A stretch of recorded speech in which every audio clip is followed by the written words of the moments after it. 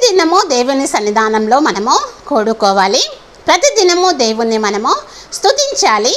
ప్రతిదినము మనము దేవునికి మొర పెట్టాలి. ప్రతిదినము దేవుని గురించి మనము ప్రకటించాలి. ప్రతిదినము మనము వాక్యమును పరిశోధించాలి.